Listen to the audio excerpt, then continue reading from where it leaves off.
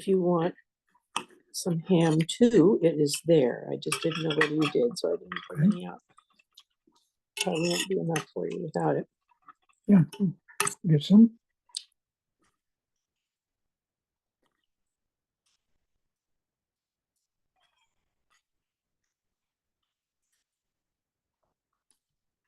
You eat your ham too? Mm-hmm. Well, it's not. Okay. It's more than room temp, but not hot.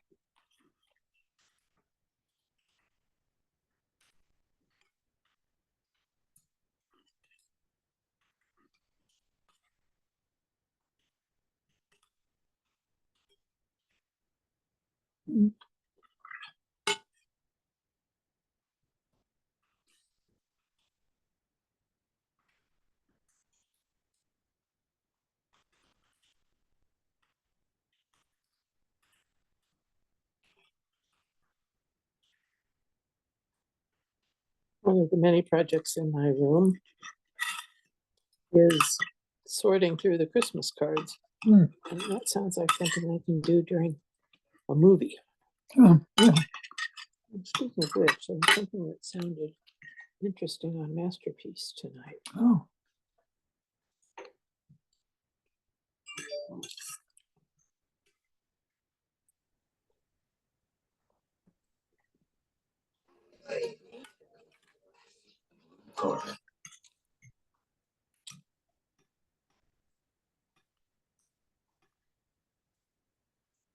Funny that it doesn't seem that loud when it's playing with the movie. Recorded on different equipment. I wonder what our What? I wonder what our ears say about that. Oh, we don't listen to it that loud, John. It isn't that loud. No, I'm talking about that's the the loudness of the when we watch some of the things at night, I think, isn't it? Or do that? I have to make sure our sound is off. So I hear somebody on the other end. Can you hear me okay? I can hear you, Rick. I'm sorry, my volume is on and I want to turn it off. No, it doesn't matter. Everybody can talk right now. We haven't started, so it's No, a I chance. know, but- It's a chance for everybody to make sure it is working. That's what's important. Just lost you. I'm still here. Oh no, but my camera went off. Here it is. There. See, I don't see any picture from you. I just see your name.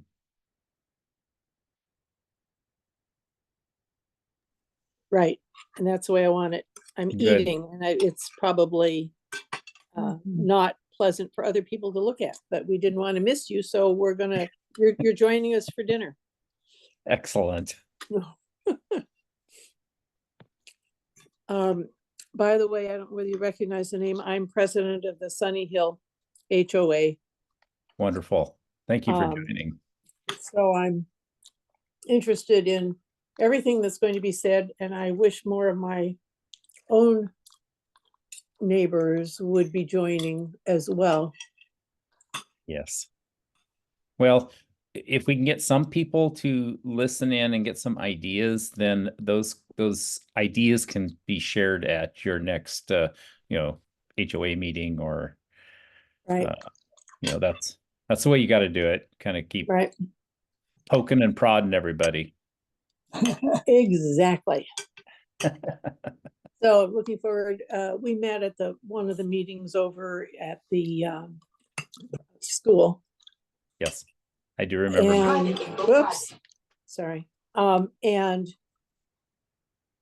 sorry, I'm trying to do too many things at once here. And I would like to get more activity in my neighborhood. As I mentioned to Frederick, it's changing cultures of nonchalance about neighborhoods, I guess. Yeah, that's something we will talk about too, is because I've been doing this long enough that it truly is about 1% of the population that actually gets this. I mean, when we look at like those neighborhood, not neighborhood, the city emergency preparedness uh, fairs that they have in the fall. Right. Sometimes they used to have them in the spring, but in the fall generally. And they're excited to have 700 people show up. Okay, I go, I now know. wait a minute. 700 isn't a good turnout when you have No, 40,000 people in the city. exactly. And Especially when there were certainly more than that who were irate in January. yeah, yeah, that's true. It's true. Yes. And I've been doing those fairs long enough too that I recognize about half the people coming through because it's that same 1% that walk through each year. Uh-huh. Okay, so Exactly. no, it's definitely something we got to keep working on. I think so. I think so. At the last fair at City Hall, I picked up a number of things from the table that I have still on I'm afraid they're still on my desk in my inbox. And I'm ready to give them to somebody who might be interested in our neighborhood in working with you, but Yeah. and I know Ann Savage, who's worked with you for years from another neighborhood. So she and I talk about it, but She's can't- Blue Heron, I think.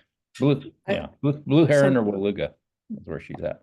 I don't know. She's over by the junior high school over Yes. on Childs. Not Childs. She's off of Gene Road. Gene, that's right.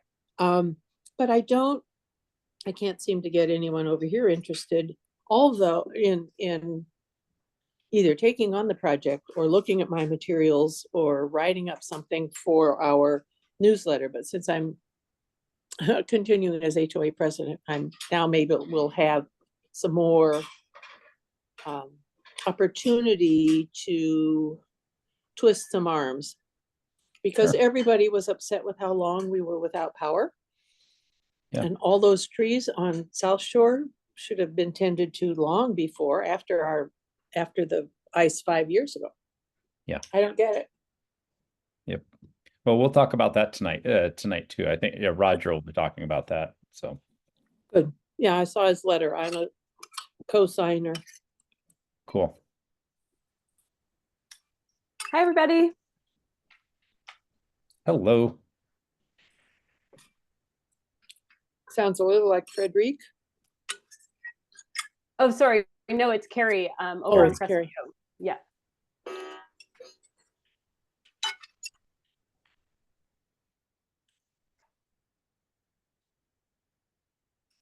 So has Frederic joined us yet? I don't see her anywhere. Yeah. I don't see her either.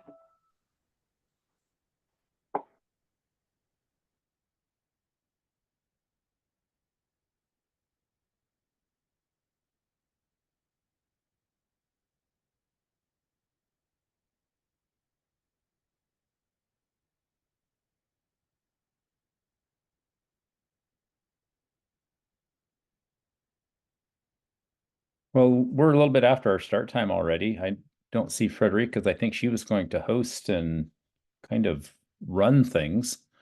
But if I'm looking at the agenda, I'm first on the list. So if you want me to, I'll just go ahead and get started and then she can jump in when she joins us. Sure. Okay. So How many people are signed in so far?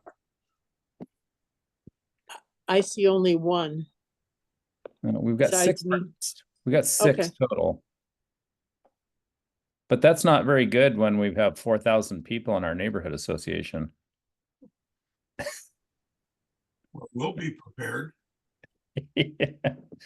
It's the 1%ers again, the overachievers.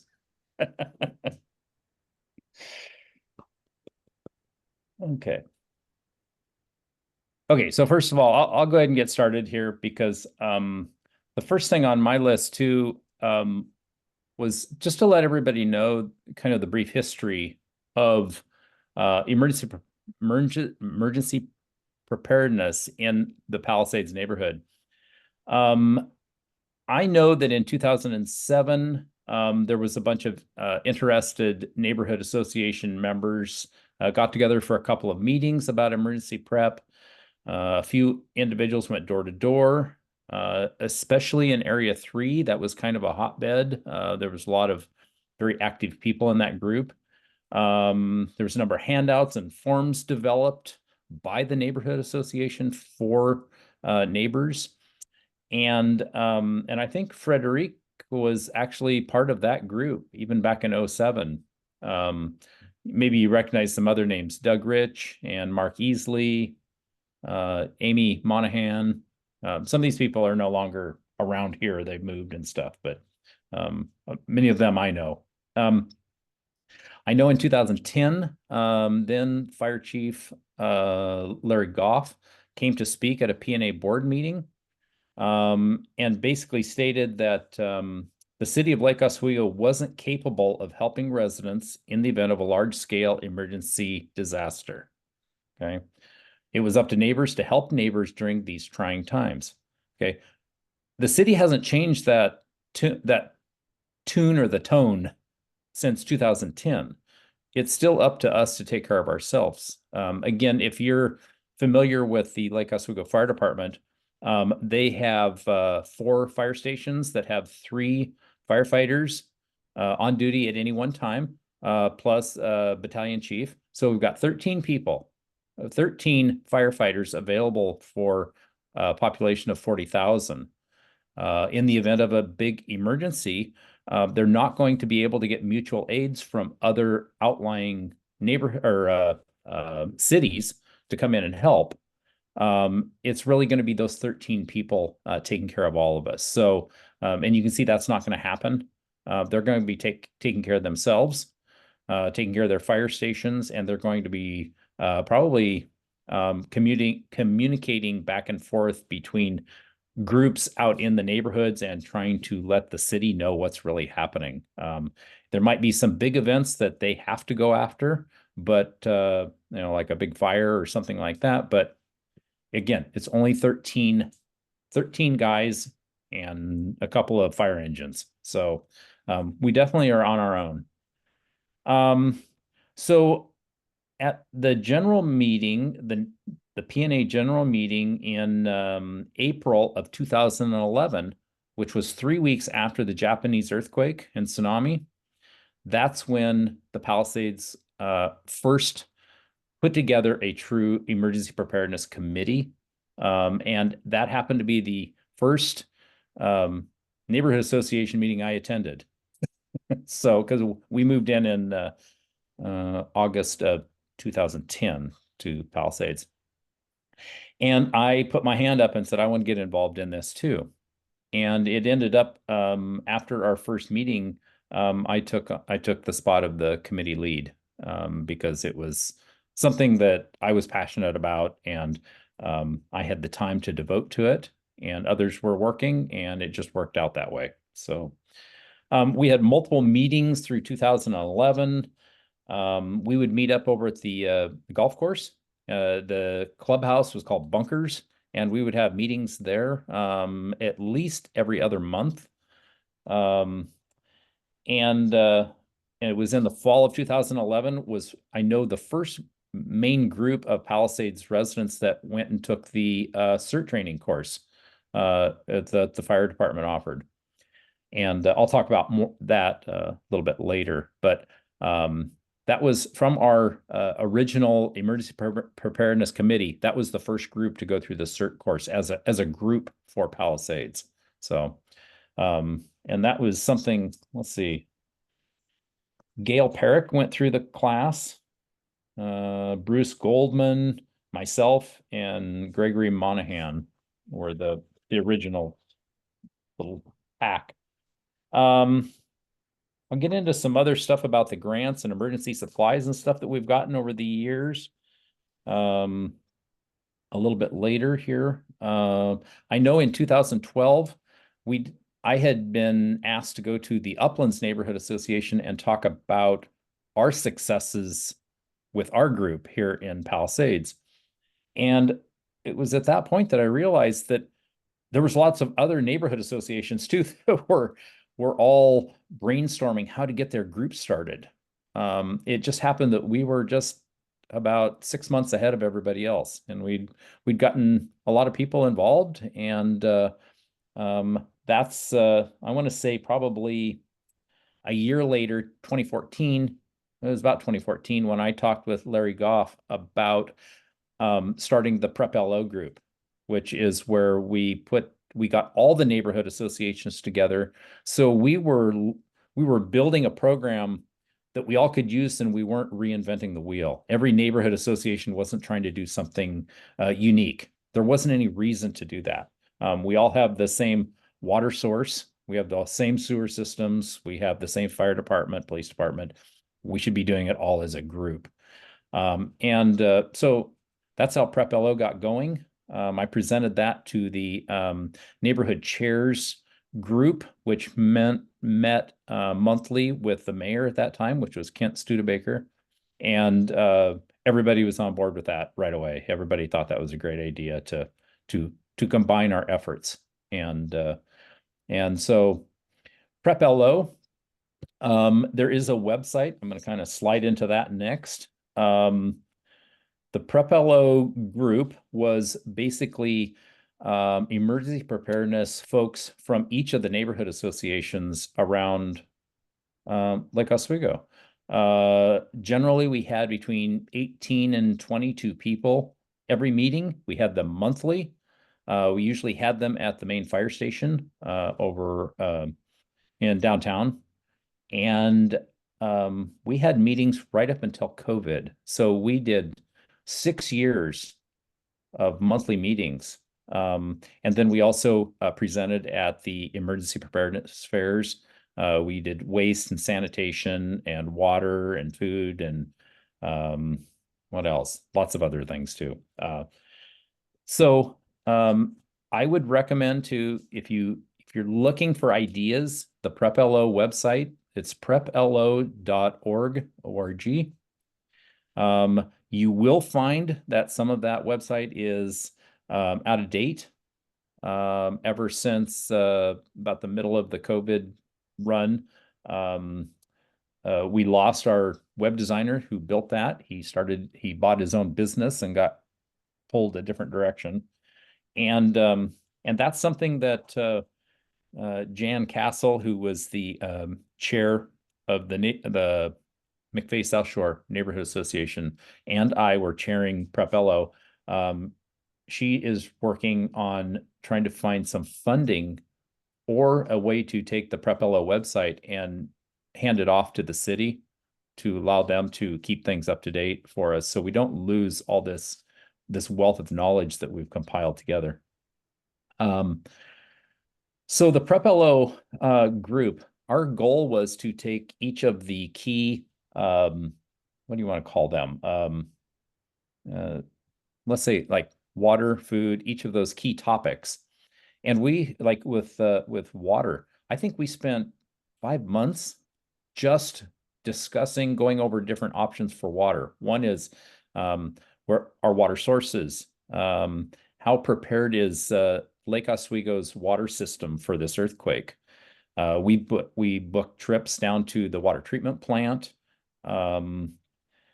We took and did tests on different types of filters, water filters. We took lake water and we ran them through different filters, and then took the samples down to the wastewater, not the wastewater treatment plant, the water purification plant, and had them test them to see how well they did. Okay. So when we built our Prep LO website, what we did is we would put a link in there to Amazon to the exact filter that you should buy. Okay. So it wasn't a matter of get a filter and nobody knows what to get. We've already tested them. You click the button and you push purchase and it's done. Okay. So the idea was to make it very simple for folks. And there is a possibility that some of those links are broken now because they're out of date, and possibly the prices have changed some on those too. But that's my disclaimer. So Carrie? Go So ahead. do you have the login for the site, or do you? You just go straight into it. It's No. Yeah, no, I mean, to the back end. It's a Wix, right? Yes, Okay. Can you access the back end? Do you have the login for it? we can get the administrator to pass that off to whoever wants to. Yeah. I mean, I feel like they're all kind of built the same, like in the back Yeah. end, and you could start going through it Yes, if you have the login. yes, we can take care of that. We can pass that off to somebody that would be interested. I saw the smile. So, no, we know it's a big project. We do know that. And so we've kind of decided that we weren't going to put that burden on somebody. That was kind of our original plan. Because there is a number of things that need to be updated. But that said, somebody gets to fix it so we don't lose that Yeah. that knowledge base.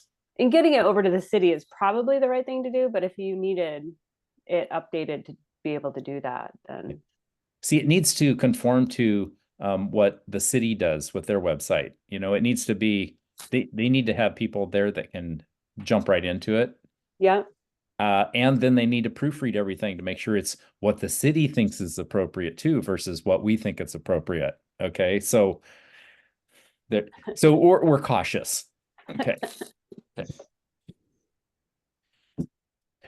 All right. So again, with water, we looked at options for water barrels, how much water you should keep stored. We just when we were building this website and planning for disasters, we used the Cascadia subduction zone as our key emergency, which means that everything was at minimum of 30 days is what we were planning for. So as long as you plan for a 30-day without water, without electricity, which is a huge undertaking, then you were prepared for basically anything, because everything should be less than that. So that was the idea.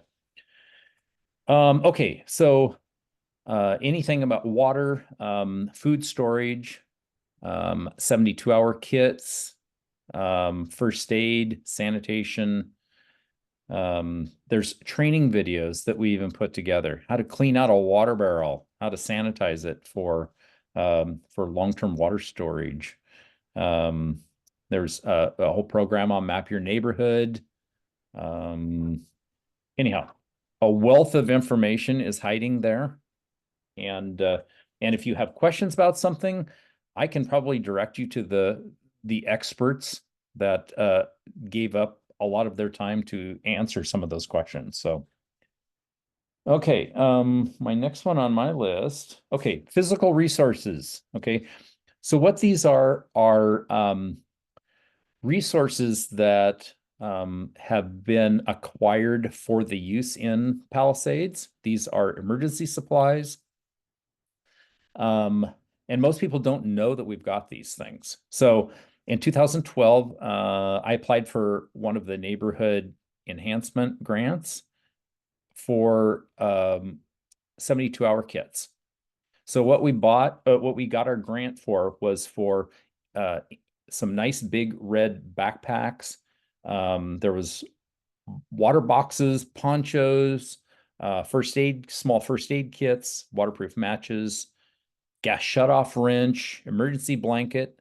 All these supplies were put inside the backpack, and the total cost for all the supplies, I think, was $16 is all we had into them. And we got a grant to build 50 of these kits, okay, from the city. So we had about $1,000. And the idea was we could buy the stuff for $16, but we were selling them to people to get their 72-hour kit started for 20. And the idea was that as we sold the kits, we'd get enough money to just go back and rebuy the materials and just keep this process going. Okay. The city council thought it was a fabulous idea. The trouble is that nobody wanted to buy them. We ended up selling all of those packs, and instead of buying more supplies, we took the $1,000, and that's how come the Palisades treasury has money in it right now. It all came from all those backpacks from 2012. We've been sitting on that money for that long. So it ended up that most people said, we really don't need another backpack. I've got a closet full of them. Okay. But they never did anything with them. Nobody ever built their packs. And anyhow, it was, I thought it was a great idea, but it didn't fly very far. So also part of that neighborhood grant, I bought 24 sets of the little Midland radios. So that's how we built our emergency communication system. Again, that was in 2012. So some of those radios are still floating around. I know there's probably 8 sets of them that are in one of the caches, and I'll get to that here shortly. Let's see, 2013, we did a neighborhood survey. We bought meeting signs. That's when all the yellow signs were made, event banners. We did graphic design. We built the new graphics for the Palisades logo. That was all in 2013 with that grant. 2014, we built there was a playground improvement projects at West Ridge, and we donated $5,000 from our grant to that. 2015, we did the art project at Lake Ridge High School. So if you come by the Performing Arts Center, there's those 3 pillars with all the colored decals on them. Okay, that was a donation from our neighborhood association to the school. And then 2016, we did the lighting for it. So 2023 was the next time I got involved, and that was our first cache. So, oh, I forgot to print that off. I had a list of all the stuff that was in a cache, and I blew that. Okay, so I've talked to most people should know, but a cache is a metal job box, which you would see like on a construction site. And it is lockable, and we put emergency supplies in there that the city has bought for us, which includes a 10 by 10 pop-up tent as kind of an emergency shelter, like for like a command center. There's hard hats, there's work gloves, flashlights, batteries, safety vests. Oh man, what else is in there? There's big first aid kit. It's a 50-person trauma kit is in there.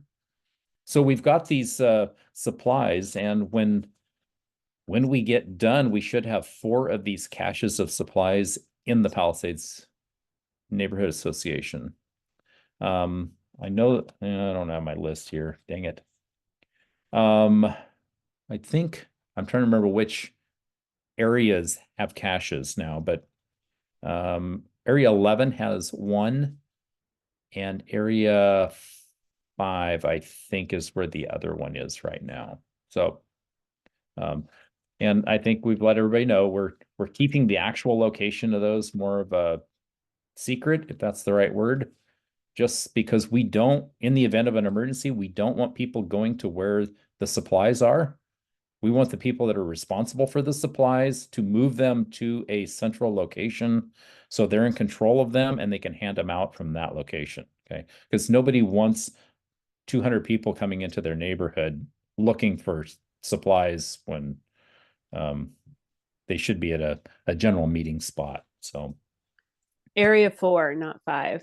it's in 4. Yeah, because I Okay. don't want those 200 in mine.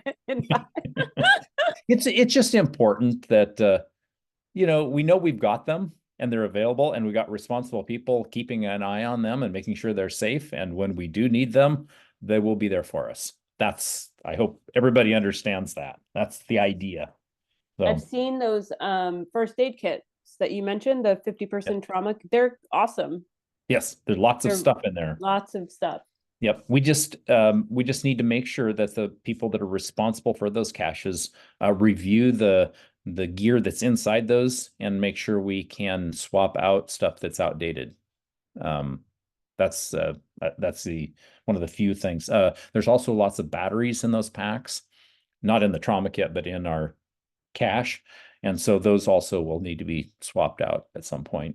So, okay, CERT. Community Emergency Response Team. Okay, this is a free program that the city of Lake Oswego puts on in the spring and in the fall. And basically what it is they're teaching you how to be a basic emergency responder. So when there is an event, for example, I don't know, like the flood, that everybody talks about the flood. I wasn't here for it, so not in LO. But they needed people that they could call on to come and help with, one, traffic control, and two, for like making sandbags and communicating with others, radio communications. Because again, our fire department's only 13 people. So they wanted a group of people that knew the basics, that had hard hats, that had safety vests, that had gloves, had flashlights, that they could call on to come and help when it was necessary. So they implemented the CERT training. The CERT, I think it started in 1996 in LO, but originally it started out of Los Angeles, I believe, is where the program started. So there is it's 8 classes, and each class is 3 hours apiece. There's one on disaster preparedness, fire safety and utility controls. Third is disaster medical operations, part 1. The next one is part 2. So 2 weeks of first aid, basically. The 5th is light search and rescue. 6 is the CERT organization, which would also be the command and control structure, who you talk to, who's in charge. 7th is disaster psychology. So you get an idea of what people, how come people are acting the way they are because of the trauma they've been through, and how you work with them to mellow things out, not make it worse than it already is for them. 8 is terrorism and CERT itself. So, and then what they do is after you get done with all your classes, they have a Saturday 3-hour training or test. It's a test at where do they keep that at? Forget the name of the fire station. What's the fire station that's over on the north side of the lake, out by Cruiseway? Westlake? It's Westlake Station. So they've got the training tower there. And so they set up a disaster scenario. And so you go in as a team with your radios, with your flashlights, and they fill it full of smoke, and they close all the windows, and it's dark, and you're trying to find people in there and see if they're okay. And do you drag them out, or do you ask for help? Or, it's a great scenario for people. And anyhow, and that's how you pass the class. And they give you all your supplies. You get your picture taken. You have an ID badge. And you get on a list too, that if you want to be involved in any emergency responses as a CERT team member, then they can call on you. So I would highly recommend it, even if you have no background in firefighting or emergency response. This is where you learn. And again, it's the basics. Actually, you'll love the class. It's fun. It's a fun class. And it's not just for kids. Most of my class were, I don't know, I want to say 60 and older, because they had the time to be able to devote to that. And they still had the energy. It doesn't mean that you have to be able to pick 50-pound sandbags up, because they need people to do communications, be on the radio. And I don't know, there's a lot that people can do to help. That's what I've got for my list. One other thing I want to share with the folks that are here, I am a general contractor, and I have been doing seismic retrofits for homes within all of Lake Oswego. I do them in Portland. I do them all over the place.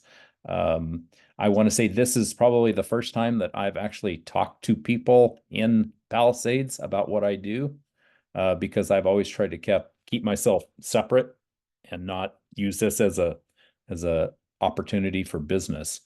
But if you think your home needs to be retrofitted, I will come for free and inspect the house, and I will let you know if it needs it or not. And then you can make a decision from there. But most of the homes in Palisades are old enough that they need to be retrofitted. I know that already. My home is a 73 and it needed it also. So if your home was built after 1985, you probably don't need my help, but anything older than that, it does need some extra bolts added. So that's it on that. Next on the list is Roger. Roger, would you be interested in jumping in? Sure. Thanks, Rick. I think several people were at the our neighborhood meeting, and so I don't want to repeat what we covered there, but there was a letter that we sent, and it went from the 3 of the HOAs and Frederic to Portland General Electric, Oregon Public Utilities Commission, and the city. The city, I've had a couple of emails back and forth with the city manager, Ms. Bennett. They are taking steps to work with Portland General Electric. We'll see. I just really a quick summary is obviously this last January, and then the outage we had that was about 5 days ago, 5 days was 4 years ago. Those are unacceptable. The duration of the outages and the incredibly poor communication. But my actual bigger concern is a red flag warning. If we have trees go over in during a red flag warning into live power lines, we risk a fire. And I actually think that Portland General and the Oregon Public Utilities Commission need to assess our community for that risk. It's typically more in wildlands, and the fires of a few years ago in 2020. There was multiple fires. Clackamas River Valley, McKenzie River Valley, and Santiam River Valleys all had major fires, and some of the utilities in those areas had what are called PSPSs, or public safety power shutoffs. Some do not. Almost all utilities in these areas now are adopting the PSPS as a precaution during red flag warnings. And to be honest with you, since we live in an urban forest, I think that we need to be assessed for that and see, because as Rick was describing, at any given time, our fire department only has, 13 people on staff, and you basically have minutes to suppress a fire before it's completely out of control in a wildland fire situation. So I'm hoping that the city will evaluate not just the winter situation, but also the summer situation. And I think it's really important that the Oregon Public Utilities Commission Safety Branch get involved in that as well. So that's just a quick update. I am going to try and stay on top of it. We have not heard of an official response from Portland General or the Oregon Public Utilities Commission. I think there's a meeting on the 30th that's scheduled with Portland General in the city, and I'm going to try and go to that and stay on top of this as well. And I'll report out. Obviously, I think it's open to anybody, but I will cover that, and I will report out back to the P&A as I hear any updates or we get any progress on this. Wonderful. Yeah. Roger? Yeah. Hi, Chris. Hi, Roger. Thanks for all you do and for that letter and getting that going. But do we know this last winter, do we know where the fault was? I mean, where did the circuit go down that took us in Palisades out? Was it South Shore? Was it the substation at Rosemont? Where did it act? Where was the problem? Yeah, I asked that question among several questions. We had a data request to Portland General, and that was one of them, the history of the outages and where they've occurred, Chris, because that will help give us a better idea of this. Here's what I suspect based on just walking around the neighborhood. And there was a very large Douglas fir actually across the street from the line is on the south side of South Shore. and it flips back and forth. But in this part, it's on the south side of South Shore, and a very large Doug fir, I would say it was over 100 feet easily, that was on the north side went over. I think that's what took down several spans of wire and broke a couple of poles. Now there are other outages that are like individual houses where trees come down and take down what's called a service line that goes from the line to your house. There was lots of those kinds of situations. Those were people that were out for more than 3 days typically. But I want to get the data on this, Chris, so we can, look at possibly undergrounding the most vulnerable parts. Undergrounding, though, is there's an intuitive feel like undergrounding is a solution to everything, and it's not. And the reasons why is it's very, very expensive. The second is undergrounding can actually be devastating to trees because in the process of undergrounding, you kill a lot of trees through the damage to roots and stuff. And so people that care about trees, we need to be concerned about undergrounding. So, but there may be portions that could be undergrounded. And the other thing, finally, Chris, and this, I work in the utility industry, so my questions were very specific. I want to understand what took place, what our statistics look like compared to others. Because I'm familiar with the national statistics, and I can tell you, I can do my own calculations. Our reliability sucks here. I mean, it is unbelievably bad. Even for heavily treated areas. I mean, I lived in Eugene, which is very heavily treated as well, and the reliability was much, much better than here. But there are other things that we can do where we have about 1,600 customers that go down at once, and that translates into about the 4,000 people that Rick was referring to. So there's no reason why one tree should take out 1,600 customers. There's ways to what's called sectionalize the line, where you can try and isolate the outages to smaller groups of people. That, in my opinion, combined with some undergrounding and some hardening, could probably improve our reliability. But it's not going to be that's a multiple year process to do all that stuff. I mean, in the meantime, again, Chris, my biggest concern is this: if we have a really hot red flag warning situation, I really don't want the power on because I don't want a fire to start in our community. So, Thanks. I know that people don't like that, but I would trade the inconvenience of an outage for 24 hours versus having a fire start. Because you look at Lahaina and Paradise and these situations where whole communities have been burned up in a matter of minutes. It's not something that I want to ever face. So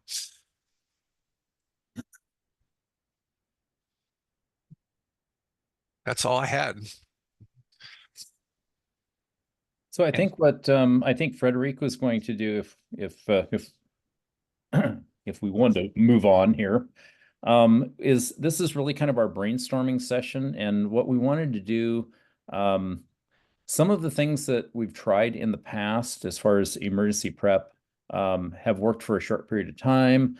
It seems like it's the people that are pushing the programs are the only ones working, and it seems like within months, everybody's fizzled out and nothing really got accomplished. So what I think we really wanted to do with this session was to try to figure out how to get more people involved, how to increase awareness. I mean, our two ice storms that we've had in the last 2 years and the power outages should have been huge eye openers for people. I know my cul-de-sac is only 6 homes, but after 2 power outages like this, I finally got 4 out of the 6 that have backup generators. We finally, they've been inconvenienced enough to where it's finally time to go get these things. I've got 2 neighbors now that have transfer switches, so they can plug into their house and start running. For example, I had my furnace running during the 5 days that the power was out here because I was able to hook just my little 2 kW generator up.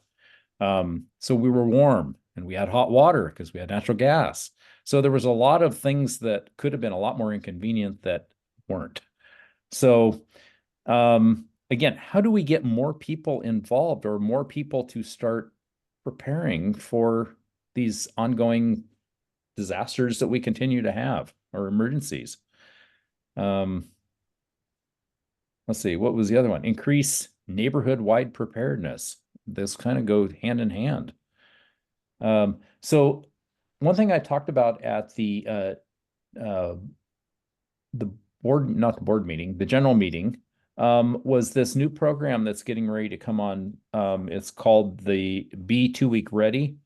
Now this thing's going to start in June, and what they're going to want when this program gets started is basically team leaders, people that are interested in understanding the program that can share it to other people in their neighborhood. So it's kind of like a train the trainer program. And that'll be in June. But I think what we need to do is find how many people would be interested in learning how to uh, to be a trainer, how to teach other people how to use this system. And I think that's probably the first goal of our emergency prep group, is to make a list of people. When the program is ready to be released in June, then get that group of people in to take the training right off the bat. And then now we've got a core group that can go out. It'd be nice to have one in each area of the Palisades. So you've got one expert that knows how the system works. What else we got here? Increase advocacy work and communications with the city. Well, the city, yeah, I kind of got mixed feelings about that one. The city is stretched so thin, and they're involved in so many different little things that they can help with communications to the neighbors. In other words, they can put something like in hello, LO, and broadcast that out. They can send stuff out by email. But again, just not that many people are listening anymore. They're just not seeing it and not jumping on board. So if you have any ideas how to get more people involved, how to get people to read those messages and jump in. Everybody in the city would like to know how to do that, because we're all fighting with that, not just our neighborhood. Hey, Rick, yeah. I know Clackamas County has that emergency notification system you can subscribe to. Yes. Where you get a text if there's an emergency. Does the city have something like that? I mean, hello, LO is kind of too late. Yeah, understood. The city used to. I think they were promoting jumping on the county. I'm trying to remember what it's called. I got to look to see if I got an icon, I'm sure. I've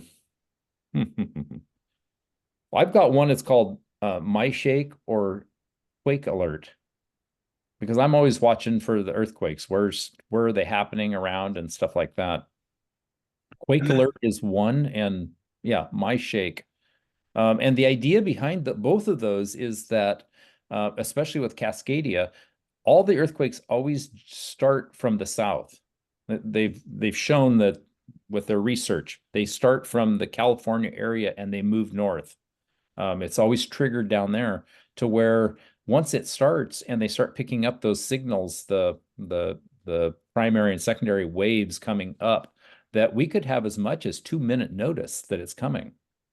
So having these apps is critical, because they can send a message out with instantly, the speed of light instead of the speed these things are moving through the ground. So go ahead. And then on the fire department, I believe I agree with you. There are 13 people on duty at any one time, but Right. That's for the one of 3 shifts. So there's more than 13 people that work for the fire department. It's just that's the shift. Then there's a B shift, then a C shift, then it rotates back to A shift. And my understanding is that if there was a citywide emergency that happened during A shift, that B shift and C shift people would be recalled into the fire department, assuming they're able to get there and be put to work. Now, a lot of them live a long way away, so they would not be able to make it in likelihood. But hopefully we'd have more than just 13 people. Right, understood. And we've got city staff too that potentially could come and help also. But again, Lake Oswego's a kind of a unique town, and not as many people that work here live here. They can't afford to live here or start off here. So and I think there was I was going to say what's the maintenance building on Pilkington? Yeah, yeah, on Pilkington and Jean right there, okay? I think that there was only 4 people out of their 60 staff that actually lived in Lake Oswego. Hmm. Everybody else can't afford to live here. So when it's time to go clear trees off of our streets and stuff, the staff that know how to run that equipment don't live here. So anyhow, it's another concern. So a couple of things that I've been thinking about, because I'm doing the newsletter now, Mhm. and of course Frederique is training, like giving me, she also gave me some freedom to come up with some ideas. And one of I want to start highlighting area reps, so people know who their rep is. And then another thing I was thinking about is coffee at New Seasons with Mhm. different reps or different committee heads, and just like start inviting different areas residents to New Seasons. Like I'm 5, so like I'd take one Thursday and I would go. And I think engaging your neighbors is hard when everybody stays in their house these days. Like I am lucky, I live in a really active neighborhood where people are outside a lot, but like a lot of people stay inside their house, and like you're knocking on their door to have a conversation. I mean, I don't even know who I'm going to ask to post my sign, because like we're supposed to be moving our signs around. But anyway, there's just different ways I think that you can get in front of people. And these signs that we have with the updated message areas, like we also have to figure out what we're going to be putting in that section. So there's opportunity to potentially get more messaging out about the emergency prep. So that's one thing I was going to say. And the other thing is I've been in other different communities. I was a volunteer firefighter in Colorado, Breckenridge, structure firefighter, and then an EMT. I did EMT through them. And then I was a wildland firefighter out of Colorado. And this was after college when I was way more fit and way younger.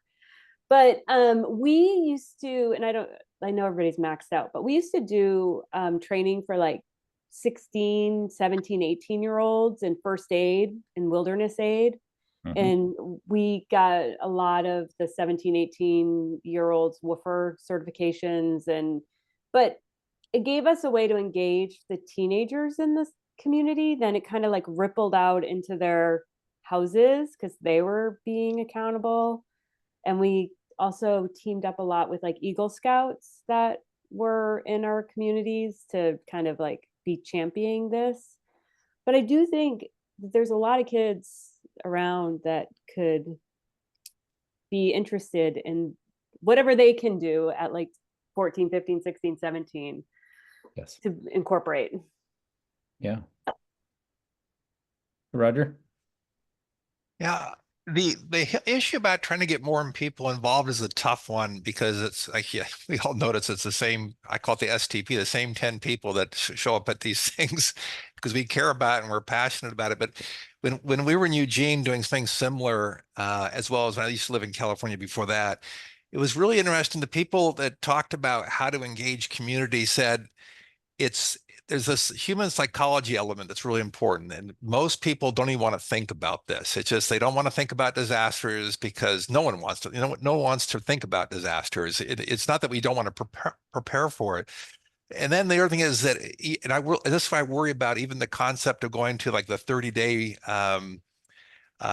prep standard, is that it's so overwhelming for most people. So their mind psychologically rejects it, and then they see the list become just overwhelming. And it's almost like we need a human behavioralist to figure out how we engage people to make this less scary, put it off in bite-sized chunks. And one of the pieces of advice we had in Eugene was trying to make it more personal, like using the neighborhood associations. Rick, you mentioned even your cul-de-sac, like the result. That's what we've done in our HOA has been, we just make it part of our regular meetings, and then it's personalized. Like what neighbors are willing to check on other neighbors, which neighbors are more prepared, and so we've shared our lists of stuff that have some of the older neighbors who said, hey, I would really like it if someone would just stop by the house in the event of an emergency to make sure I'm okay.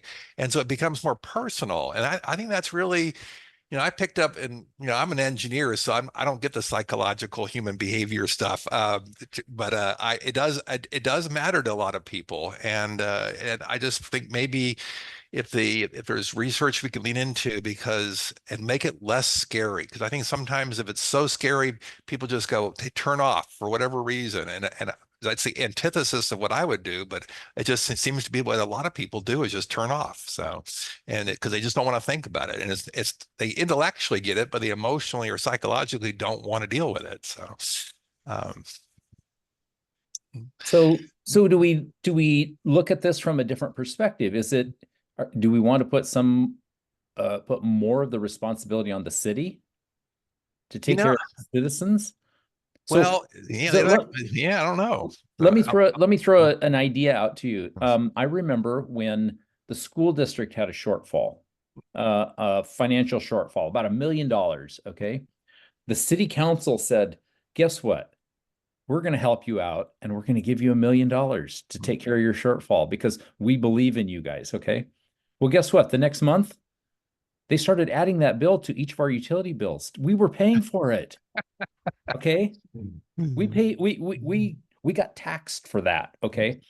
So what if the city used utility bills and added another $2 to each one and put together a $1 million stockpile of a water system that every time when we have a big earthquake, the big water towers, the tanks that we've got, they all have earthquake valves on them now. So the key ones close off. They don't drain all their water away. So we have a water supply after the earthquake. And maybe they start stockpiling MREs, meals ready to eat, so they can take care of so many people for so long. And okay, is that the responsibility of the city? Or is that, I mean, if the people aren't going to do it, Yeah. is this kind of a forced way of taking care of people? Well, Rick, I'm asking the question. Yeah, when I ran the water and electric utility in Eugene, and the philosophy there, what originally when I arrived was really kind of scary. It was like, well, when in Cascadia go, first of all, no one even planned about Cascadia. They had not even heard about it. I said, how can you have not heard about this? And so basically the water system was going to be down. It was a single source, single point of failure. And I said, it just is unacceptable as a utility. And we did have to raise rates about $5 on average per month to build a system. And it was a 10-year plan. It's still in the progress of being built to be more robust. So, to have a second source of water and things like that. If our water utility in the event of a Cascadia is going to be out for 30 days or more, I think as citizens, that's just an unacceptable planning standard. To say we are going to expect citizens, 1% of the citizens that plan for this, which is what's going to be, that's the reality of what we're seeing. We're going to have a public health and safety nightmare on our hands because you can't buy enough filters. And so I do think that the city needs to step up and have better resiliency plans. But I also do think that we as citizens should have plans to take care of ourselves, at least for several days. 30 days, I just don't see us taking care of ourselves for 30 days. That's a lot to ask for people. But I think the standard of at least of being able to survive for 72 hours minimum until national resources are what's going to be bailing us out. Is going to be national resources like FEMA and things coming in.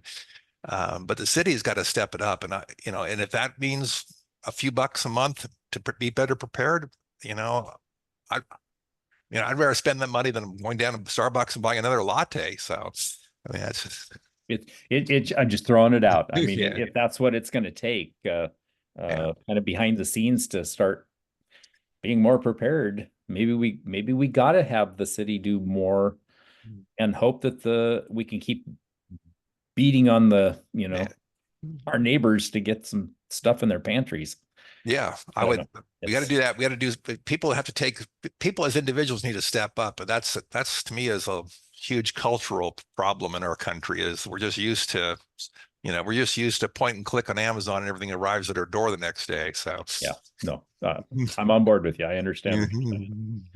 So, Hey, I don't want to make sure we don't miss Betsy. She had a. Yeah, she had her hand up. Thank you. Carrie, I'm taking the CERT training right now. Oh, are They you? are, yeah, I am right now. It's very interesting. But they are, he said that they are starting to train the teenagers. Good. So I thought that was a hopeful thing. Is that like a fire department person said that? Yes, Fire department. and his name, I'll have to remember his name, but the guy that's running our training talked about how he's rolling some out for the teenagers. it wasn't David Smith, or is it Harry? Yes, David Smith. Thank you. David Smith. Okay. Rick, when you were surveying the water system and vulnerability, the water treatment plant and so on, Yes. did you look at the reservoirs in town, and specifically the big one over on Treetop near you? And how earthquake resilient are those reservoirs as a emergency source of water for the city? Yeah, we didn't go reservoir by reservoir because some of them are older. We really expect that most of them will be fine. They'll survive the earthquake because they're so embedded into the ground. They're, big concrete bases on them and stuff like that. The problem is when you start having water main breaks, they just drain out. Okay, so the only safety is to put earthquake valves on the newest of those water reservoirs to where, at a 7, those gates shut and they don't drain out. Okay. But yet it's important to have water in the whole system. So for firefighting capabilities and stuff like that too. So, so some of them need to be earthquake valved so they can save that water, and then have discharge ports on those tanks. So the city can bring in water trucks at some point and tap water and bring them into the communities to help people. I think that's a great first step. Okay. But when all 22 of our reservoirs drain into the Willamette River within an hour or two after a big earthquake, it doesn't do us any good. That's the city has also stated that they think that they would have the water on first before they could get the sewer treatment plant back up and running, which means that they're not going to turn the water on until the sewers are ready to go. Does that make sense? They crank the water on, everybody's going to flush everything down to the sewers, and the sewers aren't, or the wastewater treatment plant isn't ready for it.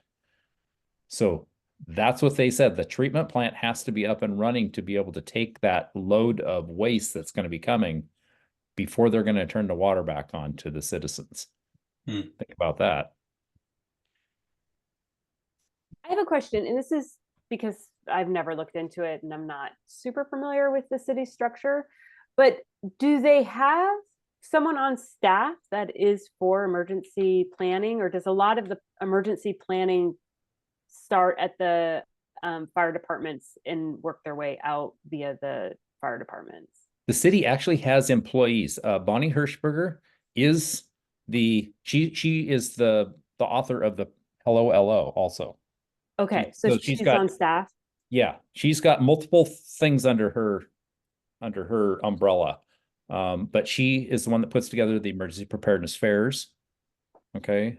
She is the emergency manager. Okay. There's also a person at the fire department, which is a female, and then also Megan Phelan, who is the assistant city manager. She is the ultimate emergency manager for the city. Okay. So those 3 women are the emergency management committee, and they're the ones running the program right now. What is Megan's last name? I'm sorry. I didn't. Phelan, Phelan. Okay, thank you. Yes. So you can reach out to her or reach out to Bonnie, either one. And I don't know the third person because it's a new position. When somebody from the fire department retired, she got that spot. So I haven't met them yet. Are earthquake valves on gas meters a big thing up here? We had one on ours in California, but I don't have one here. You can get them individually. Right. Yeah, the quake valves. I think I don't know, it's like $500 or $600 to have installed. And I think it's $200 for the device and then a plumber's time. So, and that's up to you if you want to do that. Are they, do you see a lot of them here? Do you have one on your house? I don't have one on my house, but I do see them. They're maybe 1 in 20 that I homes. But usually when I go to those homes to do retrofits or something like that, because they're already EP people, okay, they're thinking all those along those lines already and have those. So maybe I just see more of them because they're preppers, that think along those lines. I've asked the fire department too about opening up basically volunteer positions, have volunteer firefighters come in. Yes, Okay. that's what I was just gonna say. Okay. That got shot down immediately. Immediately. Because they're all union firefighters. They don't Right. want the volunteers there. We found Even if they were just like emergency prep people and not actually toning out. if they're emergency prep people, they should be CERT. Okay, if there's CERT people, that's what I was gonna say. That's where If they're they're CERT, putting them. Yeah, is CERT. and they're gonna engage them in ways that incorporates them into the structure of the department. Don't think so. Because that's the hard thing. When you aren't familiar with working with like a chain of command and you walk into situations like that, it's really hard to figure it out fast. Yeah, no, I've asked about that too. I was a volunteer firefighter for 8 years was Washington County at that time, and then Tualatin Valley Fire and Rescue took over. So I was right at the initial stages of TVF&R. So, and within the 8 years, they basically pushed all the volunteers out because all the paid crews were coming in, and they didn't. At that point, they just they'd call us for mop up, that kind of stuff. And so, yeah. Interesting. But yeah, that was in Wilsonville. It was when it was a little farm town. That's awesome. Is there any other questions? I mean, we could go on for a long, long time here if, but I was hoping we'd have a little more, find a few solutions here or something that we could move forward with. I don't know. I do like your idea of each area coming up with someone who could be interested in this B2 week ready, or is that what you call it? Yes. Yeah. It's someone other than the rep themselves, like have another person in each of our area that might want to take that on. And you said June is when they start training, correct? Yeah, June is when the rollout's going to occur. And there is one person in Lake Oswego that has gone through the training, David Rudowitz, and he's from the Fan Forest Hills neighborhood. And so he's kind of the expert on that right at the moment because he's been through the program, and I will talk with him and find out what it entails. And if we can, maybe by June, we could get 13 people that are interested lined up that could take the class and be our trainers. That would be ideal. I think that would be great. I have a couple of people I'm going to talk to about it for sure. Okay. I can send a link out to, I've got the initial training guide. I think there's about 60 pages to it. It's just a PDF, and how the whole system works and stuff like that. So I've seen it. Mm-hmm. Well, are you going to do it, or is it just you're kind of maxed out on what you're doing? I'm trying to shed some. Yeah. I mean, this is a full-time job, and I've already got my full-time job, so right. I'm not doing a good job of EP because I'm stretched too thin, and I would like to shed groups like the communications. I really would like to let Mark Thornburg really run with that, and so I don't have to touch it. And this two week ready, I'd like to do the same thing too, is kind of let another group, somebody with some passion that wants to run with it. But all these programs, they take somebody to drive it. You gotta be in there, and you gotta keep everybody motivated and moving, and that's how you get things done. But I can't drive a big program like that right now. Roger, you have someone in your area, you probably know him. Cyrus, is that his name? Cyrus Lee? Yeah, he's my neighbor. I love that guy. He's great. When we first moved up here 8 years ago, we hosted a little neighborhood preparedness meeting, and he embraced it. He's like got everything now. So yeah, Yeah. He was the one that was came to the radio Yeah. with me and Betsy, Yeah. maybe Barbara. And we put together our neighborhood list of things that people have, and he's got the whole list. Plus he's a medical doctor too, so he's Right. it was really nice to have someone if you had an injury or something in a major event where you can't get to the hospital. We've got people that are have CPR training and all kinds of other stuff too. So Yeah, that would be map in your neighborhood so we Yeah. know that stuff. But I'm gonna ask his friend Derek, who's my neighbor, so maybe we can get the two of them to take some of this stuff on. Good. Excellent. Barbara, I think if you're still on, you want to jump on. Do you think you could find somebody in Sunny Hill that would be interested in doing this 2-week ready program? See if she's still there. Maybe she's not. At least we're not hearing from her. I'll make contact later with her then. So Carrie, do you want me to send you the information? Do you know David Smith is his name? No, yeah, David Smith. I don't that would know be him. the person you, because he was talking about starting the program with the teens. If you wanted more information, then Yeah, I know. I would love it. And I saw that they have a fall cert that I'll sign up for. Yes, it's very interesting. Yeah. Yeah, that would be great if you could share it. I'm also going to reach out to maybe the people in the city. I'll be cautious and not say much, but just to kind of see what they're thinking. But Hey, I would love that. I would love David. So The how do I teams- contact you? Oh, I will chat you. I'll put it in the chat. Okay. Betsy, I'll just- how full is your class?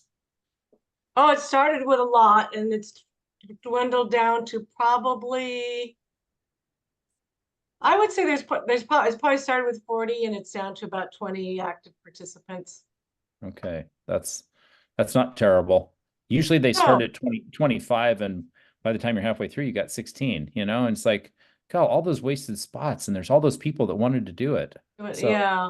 So a lot of people dropped out at the beginning because they started the first class is a disaster, the psychology of disaster and terrorism.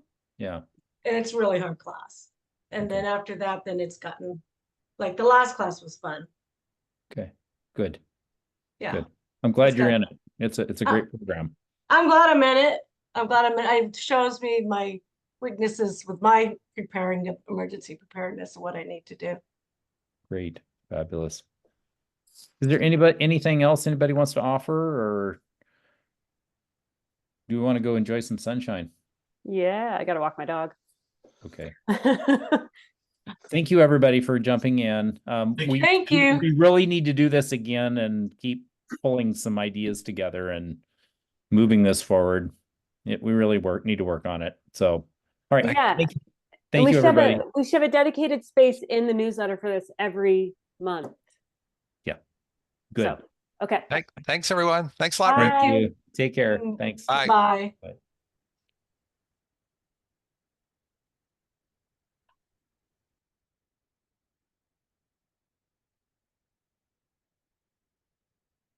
Okay.